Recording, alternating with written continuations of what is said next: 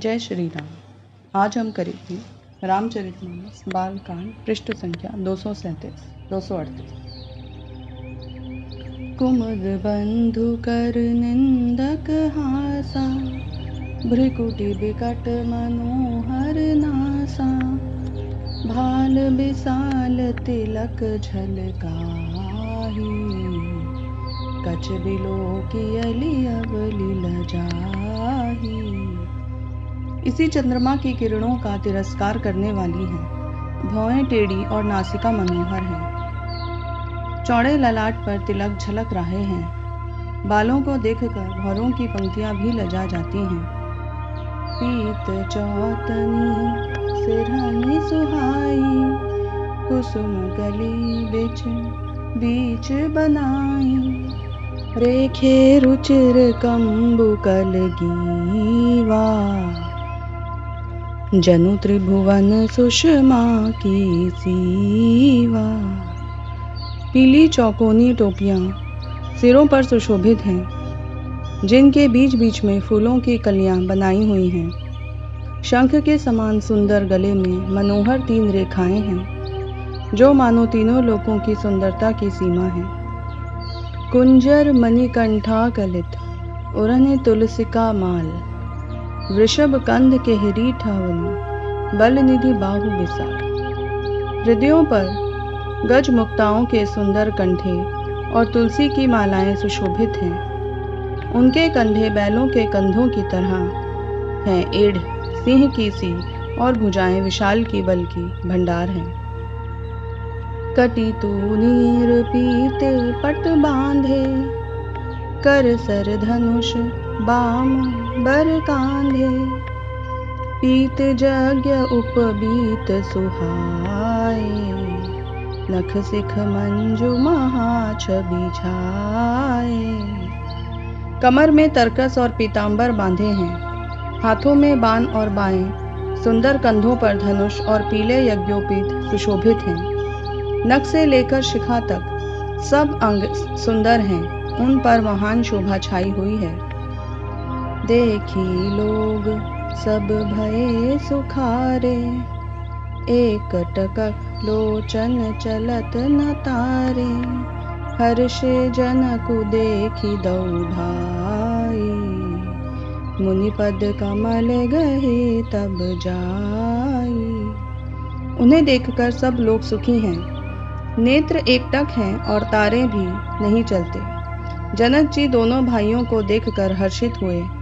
तब उन्होंने जाकर मुनि के चरण कमल पकड़ लिए। करी बिनती निज कथा सुनाई, रंग अवनि सब मुनि ही देखाई। जहाँ जहाँ जाहि कुंवर बर दो, तह तह चकित चितव सबको। विनती करके अपनी कथा सुनाई और मुनियों को सारी रंगभूमि दिखलाई। दोनों श्रेष्ठ राजकुमार जहाँ जहाँ जाते हैं, वहाँ वहाँ सब कोई आश्चर्यचकित हो देखने लगते हैं। निज निज रुख राम ही सब देखा, को न जान कछु मरमु विशेषा। भली रचना मुनि नृप सन कहेऊ, राजा मुदित महासुख लहेऊ। सबने राम जी को अपनी अपनी ओर ही मुख किए हुए देखा, परंतु इसका कुछ भी विशेष रहस्य कोई जान न सका। मुनि ने राजा से कहा, रंगभूमि की रचना बड़ी सुंदर है। राजा प्रसन्न हुए और उन्हें बड़ा सुख मिला। सब मंचन ते मंचु एक, सुंदर बिसद बिसाल। मुनि समेत 2 बंधु तहाँ, बैठा रे वहीं पार। सब मंचों में एक मंच अधिक सुंदर, उज्ज्वल और विशाल था। राजा ने मुनि सहित दोनों भाइयों को उस पर बिठाया। प्रभु हुई देखी सब नृप ही हारे, जनु राकेश उदय भय तारे। असी प्रतीत सबके मन माही, राम चाप तोर अब सकनाही। प्रभु को देखकर सब राजा हृदय में ऐसे हार गए जैसे पूर्ण चंद्रमा के उदय होने पर तारे प्रकाशहीन हो जाते हैं। सबके मन में ऐसा विश्वास हो गया कि रामचंद्र जी ही धनुष को तोड़ेंगे, इसमें संदेह नहीं। बिनु भंजे उद्भव धनुष विशाला, मेली सिया राम माला। अस बिचारी गगनहु घर भाई, जसु प्रताप बलु तेजु गवाई।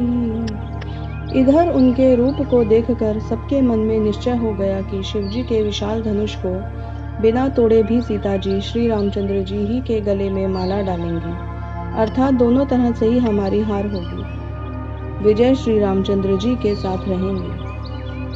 यों सोचकर वे कहने लगे, हे भाई, ऐसा विचार कर यश, प्रताप, बल और तेज गंवाकर अपने अपने घर चलो।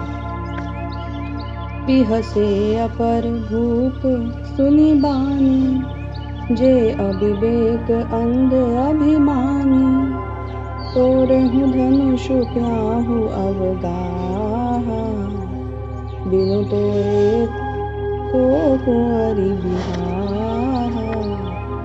दूसरे राजा जो अविवेक से अंधे हो रहे थे और अभिमानी थे, यह बात सुनकर बहुत हंसे। धनुष तोड़ने पर भी विवाह होना कठिन है, अर्थात सहज ही में हम जानकी जी को हाथ से जाने नहीं देंगे।